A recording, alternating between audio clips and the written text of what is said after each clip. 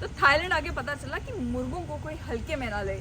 Thailand की अयोध्या वापस दिलवाई है इन्होंने। मुर्गे, मेरे आगे पीछे मुर्गे तो दिख ही रहे होंगे, और ऐसे मुर्गे जिनकी मुर्गों के गले के अंदर जो है वो मालाएं पड़ी हैं, फूलों की मालाएं पड़ी हुई हैं। ये पीछे आप देख सकते हैं, हर एक साइज का मुर्गा आपको मिलेगा। बड़े बड़े स्टैचूज भी हैं, छोटी छोटी मुर्गी की प्रतिमाएं भी हैं, सिल्वर कलर में भी है, गोल्डन कलर में भी है। और यहाँ पर एक और बड़ा स्टैचू है, उसके आसपास मुर्गे ही मुर्गे नजर आ रहे होंगे। यहाँ तक कि ये मुर्गों का एक मंदिर टाइप लग रहा है। और केवल यहाँ पर ही मुर्गे नहीं आपको देखने को मिलेंगे, बल्कि थाईलैंड में आपको लोगों के घरों के बाहर भी मुर्गे देखने को मिलेंगे। ये भी आप देख सकते हैं कि एंट्री पर यहाँ पर भी जो है वो 2 बड़े मुर्गे और बाकी आसपास पूरे छोटे छोटे मुर्गों की जो है वो स्टैचू। अब मुर्गों के स्टैचू तो देख लिए, असली वाले भी देख लो कि असली वाले भी बिल्कुल बगल में ही है। और इन मुर्गों के पीछे जो है वो बड़ी इंटरेस्टिंग स्टोरी है थाईलैंड में, और ये स्टोरी जुड़ी हुई है थाईलैंड की अयोध्या यानी कि अयुथया के साथ। ये मेरे पीछे जो आप स्टैचू देख रहे हैं ये राजा नरसिम्हन है, और इस राजा की स्टोरी ये है कि एक मुर्गों के चक्कर में इसने वापस अयोध्या को हासिल किया था। यानी कि मुर्गों का बड़ा रोल रहा है थाईलैंड की हिस्ट्री में, थाईलैंड के कल्चर में, और इसी वजह से आज के टाइम में इन मुर्गों को गुड लक माना जाता है।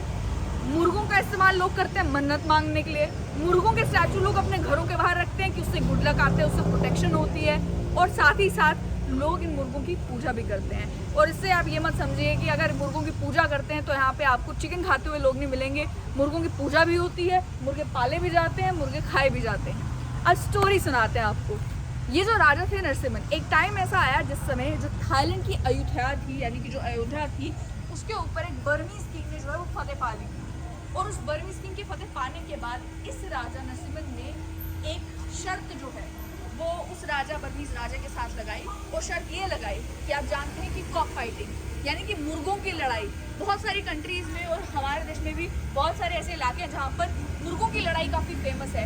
यानी कि लोग जो है वो हट्टे कट्टे मुर्गे इसीलिए पालते हैं ताकि मुर्गों की जब लड़ाई होए तो उनका मुर्गा जो है वो जीत सके, और उस पर पैसा भी लगता है, सट्टा भी लगता है। उसी तरीके का एक गैम्बल जो है वो इस राजा ने भी किया।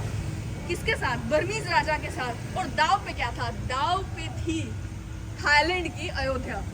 थाईलैंड की अयोध्या दाव पर लगाकर जब वो मुर्गों की लड़ाई शुरू हुई तो जो राजा नरसिम्हन का मुर्गा था वो जब कॉक फाइट में जीत गया तब जाकर वापस से अयोध्या जो है वो थाईलैंड के राजा के पास आ गई। और ये सिग्निफिकेंस है इन मुर्गों की, और उसी कहानी के बाद से मुर्गे जो है वो थाईलैंड के कल्चर में बहुत ज़्यादा सिग्निफिकेंट हो गए।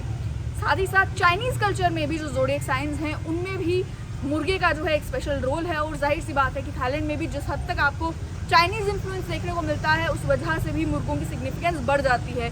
लेकिन ये जो राजा नरसिम्हन की कहानी है, हम आसपास जब घूम रहे थे और हमने इतने सारे मुर्गे देखे तो मैंने लोगों से पूछा, यहाँ पे थाईलैंड के लोकल लोगों से पूछा कि आखिर ये मुर्गे के पीछे स्टोरी क्या है।